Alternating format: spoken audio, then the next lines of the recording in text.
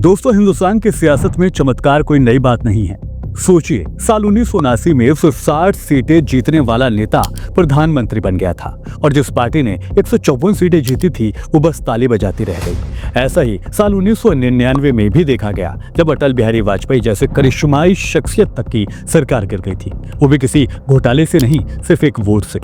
अब जरा सोचिए, जब 60 सीट वाला नेता या फिर 18 सीट और एक वोट से देश का प्रधानमंत्री बदला जा सकता है, तो मोदी सरकार जो 400 पार का नारा लगाकर सिर्फ 240 सीटों पर सिमट गई, क्या वो भी कभी भी अचानक गिर नहीं सकती?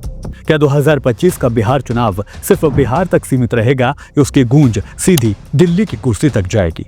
आज के इस वीडियो में हम जानेंगे कि क्या मोदी सरकार अपने 5 साल के कार्यकाल को पूरा कर पाएगी या फिर इतिहास एक बार फिर से खुद को दोहराने की तैयारी में है। तारीख के पन्नों को अगर पलटें तो साल 1975 में प्रधानमंत्री थी इंदिरा गांधी। इलाहाबाद हाईकोर्ट में केस चला कि 1971 के चुनाव में गड़बड़ी की गई है, जिसमें कोर्ट ने इस बात का फैसला दिया गया कि 1971 के चुनावों को रद्द कर दिया जाए। मतलब इंदिरा गांधी की कुर्सी खतरे में आ गई थी।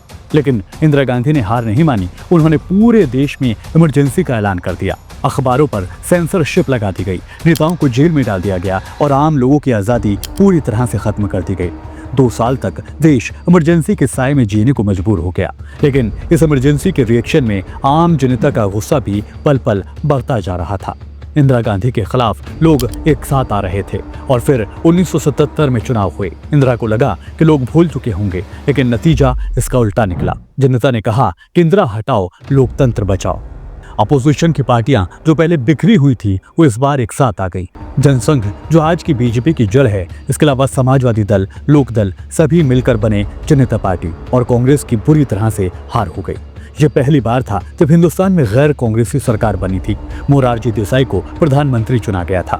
लोगों को लगा कि अब बदलाव आएगा, लेकिन पार्टी के अंदर सब कुछ सही नहीं था, क्योंकि सभी पार्टियां अलग अलग विचारधारा की थी और यही इनके टकराव की वजह भी बन गई। कभी मंत्री पद को लेकर झगड़ा हुआ करता था, तो कभी नीतियों पर एक दूसरे से बात खराब हो जाया करती थी।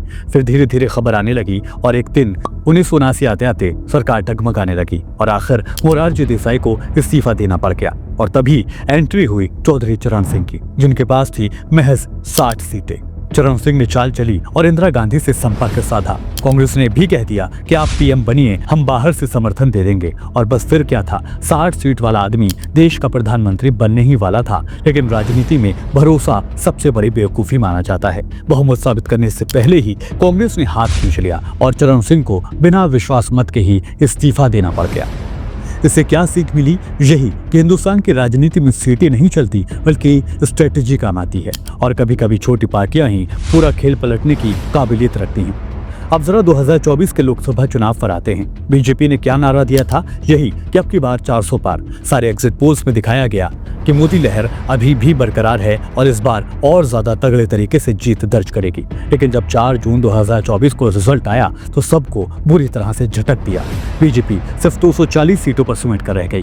कांग्रेस ने 99 सीटें हासिल की। ना तो बीजेपी को पूर्ण बहुमत मिला, ना ही कांग्रेस को, और यहाँ मोदी सरकार बनने के लिए रास्ता मुश्किल होने लगा था। ऐसे में कायदा ये कहता है कि राजनीति में जब कोई पार्टी बहुमत के आंकड़े से नीचे आती है तो उसे छोटी पार्टियों का सहारा लेना पड़ता है और छोटी पार्टियां किंग मेकर बन जाती हैं। और ऐसा भी इस बार हुआ। नीतीश कुमार की जेडीयू और चंद्रबाबू नायडू ने मिलकर बीजेपी को सहारा दिया। तीनों ने साथ मिलकर एनडीए अलायंस बनाया और मोदी सरकार फिर से सत्ता पर काबिज हो गई। लेकिन अब सवाल ये कि क्या ये सरकार मजबूत है या बस टिकी हुई है दूसरों के भरोसे पर, जो कभी भी पाला बदल सकते हैं? क्योंकि बात अगर बिहार की करें तो बिहार में कुल 243 विधानसभा की सीटें हैं और सत्ता पाने के लिए चाहिए महज 122 सीटें। अभी एनडीए के पास करीब 125 सीटें हैं। मतलब सिर्फ 3 सीटों का फर्क सरकार बना या फिर सरकार गिरा सकता है। वहीं विपक्ष की बात करें तो तेजस्वी यादव के पास 75 सीटें हैं। कांग्रेस मजबूत वापसी कर रही है और छोटे दलों को जोड़ दें तो विपक्ष के पास लगभग 111 सीटें हैं और इसीलिए यहाँ पर मामला टाइट हो जाता है। और सबसे बड़ा फैक्टर है नीतीश कुमार, जो आज मोदी सरकार की रीढ़ की हड्डी बने हुए हैं, लेकिन कल को पलट भी सकते हैं। क्योंकि पलटी मारना उनकी आदत में शामिल है। इतिहास उठाकर देख लीजिए, नीतीश कुमार को पलटी मार यूं ही नहीं कहा जाता। उन्होंने साल 2013 में बीजेपी छोड़ी, 2015 में लालू और कांग्रेस से हाथ मिला लिया, 2017 में फिर से बीजेपी में लौट गए और फिर 2022 में फिर से पलटी मारकर महागठबंधन में चले गए। यानी नीतीश के लिए पलटी कोई गुनाह नहीं है, बल्कि एक पॉलिटिकल स्ट्रेटेजी है। और ऐसे में अगर नीतीश एक बार फिर से पलटी मारते हैं तो बिहार के 40 लोकसभा सीटों में से कम 12 सीटें सीधे एनडीए के खाते में पहुंच जाएंगी, यानी इंडिया अलायंस को इसका फायदा मिल जाएगा और मोदी सरकार का आंकड़ा 293 से घटकर 281 पर आ जाएगा। अब जरा बात एनडीए सरकार के दूसरे सबसे अहम पिलर चंद्रबाबू नायडू की करें तो यहाँ पर भी ये बहुत अहम है, क्योंकि चंद्रबाबू नायडू के पास 16 सीटें हैं और उनकी पॉलिटिक्स हमेशा से पावर बैलेंसिंग पर चलती रही है। रिपोर्ट्स इस बात का जिक्र करती हैं कि अगर राहुल गांधी खुद को पीएम ना बनाकर नायडू को कोई बड़ा पद ऑफर कर दे तो नायडू का पलट जाना तय है। ऐसे में मोदी सरकार का आंकड़ा महज 265 तक गिर सकता है। वहीं बात अगर महाराष्ट्र की करें तो महाराष्ट्र में एकनाथ शिंदे की हालत भी कुछ अच्छी नहीं है। अगर उद्धव ठाकरे और शरद पवार का गुट मजबूत होता है तो शिंदे गुट भी दिशा बदल सकता है। अब आप खुद सोचिए, अगर नीतीश, नायडू और महाराष्ट्र के कुछ गुट पलट जाएं तो राहुल गांधी और इंडिया अलायंस 272 पार पहुंच सकता है। मतलब नई सरकार बन सकती है, नया प्रधानमंत्री देश को मिल सकता है। ये बात सभी जानते हैं कि इतिहास खुद को दोहराने में वक्त नहीं लगाता। साल 1979 में चरण सिंह के पास सिर्फ 60 सीटें थी, लेकिन वो पीएम बने क्योंकि उन्होंने सही वक्त पर सही चाल चली थी। आज वही सिचुएशन, वही हालात फिर से नजर आ रहे हैं। 2025 में भी सरकार बन सकती है। अगर बिहार चुनाव में एनडीए कमजोर हुआ तो नीतीश कुमार फिर से पलट सकते हैं। चंद्रबाबू नायडू भी पावर की खुशबू सूंघते सूंघते दिशा बदल सकते हैं और मोदी सरकार की तीसरी टर्म बीच रास्ते में ही अटक सकती है। तो सवाल सिर्फ इतना नहीं है कि बिहार में कौन जीतेगा, बल्कि सवाल ये है कि क्या बिहार का चुनाव दिल्ली की गद्दी को हिलाने की क्षमता रखता है? क्या इतिहास वाकई फिर से खुद को दोहराने वाला है?